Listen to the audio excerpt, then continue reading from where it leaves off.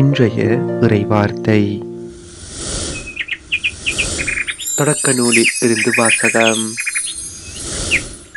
அந்நாள்களில் சாரா 127 ஆண்டுகள் வாழ்ந்தார்.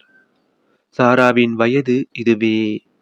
கானான் நாட்டில் உள்ள எபிரோன் என்ற கிரியத்து அர்பா நகரில் சாரா இறந்தார். அவருக்காக புலம்பி அழுவதற்காக ஆபிரகாம் சென்றார். பிறகு சடலம் இருந்த இடத்தை விட்டு அவர் எழுந்து இத்தியரிடம் சென்று சொன்னது: நான் உங்களிடையே அந்நியனும் அகதியுமாய் இருக்கிறேன். என் வீட்டில் இறந்தாரை நான் அடக்கம் செய்வதற்கான கல்லறை நிலத்தை உங்களுக்குரிய சொத்திலிருந்து எனக்கு விற்று விடுங்கள் என்று கேட்டார். இவ்வாறு மம்ரே அருகில் மக்பேலா நிலத்தின் கல்லறையில் ஆபிரகாம் தம் மனைவி சாராவை அடக்கம் செய்தார். இதுவே கானான் நாட்டில் இருக்கும் எபிரோன். ஆபிரகாம் வயது மிகுந்தவராய் முதுமை அடைந்தார். ஆண்டவர் அவருக்கு அனைத்திலும் ஆசி வழங்கி இருந்தார். ஒரு நாள் அவர் தம் வீட்டின் வேலைக்காரர்களில் மூத்தவரும் தமக்குரிய அனைத்திற்கும் அதிகாரியுமானவரை நோக்கி, உன் கையை என் தொடையின் கீழ் வைத்து விண்ணுலகிற்கும் மண்ணுலகிற்கும் கடவுளாகிய ஆண்டவர் மேல் ஆணையிட்டு சொல்: நான் வாழ்ந்து வரும் இக்கானான் நாட்டு பெண்களிடையே என் மகனுக்கு பெண் கொள்ள மாட்டாய் என்றும், என் சொந்த நாட்டிற்கு போய் என் உறவினரிடம் என் மகன் ஈசாக்கிற்கு பெண் கொள்வாய் என்றும் சொல் என்றார். அதற்கு அவர், ஒருவேளை பெண் என்னோடு இந்நாட்டிற்கு வர மறுத்துவிட்டால் தாங்கள் விட்டு வந்த அந்நாட்டிற்கு தங்கள் மகனை கூட்டிக் கொண்டு போகலாமா என்று கேட்டார். அதற்கு ஆபிரகாம், அங்கே என் மகனை ஒரு காலும் கூட்டிக் கொண்டு போகாதே, கவனமாய் இரு. என் தந்தை வீட்டினின்றும் நான் பிறந்த நாட்டினின்றும் என்னை அழைத்து வந்து என்னோடு பேசி, இந்த நாட்டை உன் வழிமரபினருக்கு தருவேன் என்று ஆணையிட்டு கூறிய அந்த விண்ணுலகின் கடவுளாகிய ஆண்டவரே உனக்கு முன் தம் தூதரை அனுப்பி வைப்பார். நீ போய் அங்கே என் மகனுக்கு பெண் கொள். உன்னோடு வர அப்பெண் விரும்பாவிடில் எனக்கு நீ அளித்த வாக்குறுதியினின்று விடுதலை பெறுவாய்.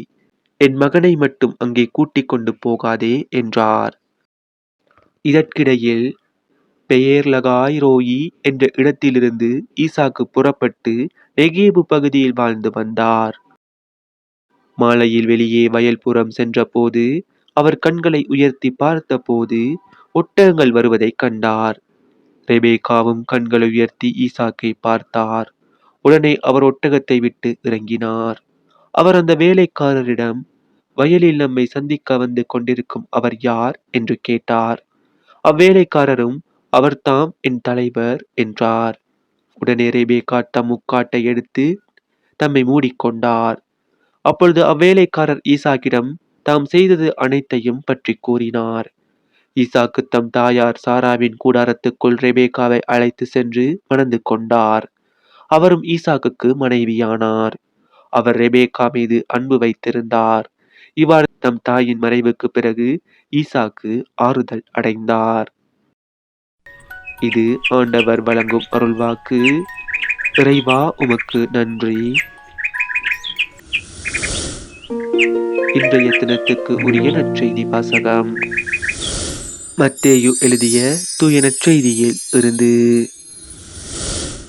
அக்காலத்தில் மத்தேயு என்பவர் சுங்க சாவடியில் அமர்ந்திருந்ததை இயேசு கண்டார். அவரிடம், என்னை பின்பற்றி வா என்றார். அவரும் எழுந்து இயேசுவை பின்பற்றி சென்றார். பின்பு அவருடைய வீட்டில் பந்தியில் அமர்ந்திருந்த போது வரி தண்டுபவர்கள், பாவிகள் ஆகிய பலர் வந்து இயேசுவோடும் அவருடைய சீடரோடும் விருந்துண்டனர். இதை கண்ட பரிசேயர் அவருடைய சீடரிடம், உங்கள் போதகர் வரி தண்டுபவர்களோடும் பாவிகளோடும் சேர்ந்து உண்பது ஏன் என்று கேட்டனர். இயேசு இதை கேட்டவுடன், நோயற்றவருக்கு அல்ல, நோயுற்றவருக்கே மருத்துவர் தேவை. பலியை அல்ல, இரக்கத்தையே விரும்புகிறேன் என்பதன் கருத்தை நீங்கள் போய் கற்றுக்கொள்ளுங்கள். ஏனெனில் நேர்மையாளரை அல்ல, பாவிகளையே அழைக்க வந்தேன் என்றார். இது நம் கிறிஸ்து இயேசு வழங்கும் வாழ்வு தரும் நற்செய்தி. கிறிஸ்துவே உமக்கு புகழ்.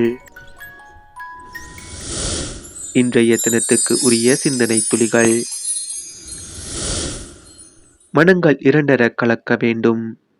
3 விதமான அழைத்தல்கள் உள்ளன. இல்லற அழைப்பு, துறவற அழைப்பு, தனியற அழைப்பு. எப்படிப்பட்ட அழைப்பாக இருந்தாலும் சரி, அங்கே 2 மனங்கள் ஒன்றுபட வேண்டும். 2 கலக்க வேண்டும். முதல் வாசகத்தில் ஈசாக்கின் மனமும் ரெபேக்காவின் மனமும் ஒன்றுபட்டதால் திருமணம் நடந்ததை பார்க்கிறோம். நற்செய்தியில் இயேசுவின் மனமும் சுங்கசாவடியில் அமர்ந்திருந்த மத்தேயுவின் மனமும் சங்கமம் ஆவதை பார்க்கிறோம். தனியறத்தில் ஒரு தனிமனிதரின் மனமும் இந்த சமுதாயத்தின் மனமும் ஒன்றுபட வேண்டும். மனம் என்பது ஒரு காசு போன்றது. அதன் ஒரு பக்கத்தின் பெயர் ஆசை, மற்றொரு பக்கத்தின் பெயர் அறிவு.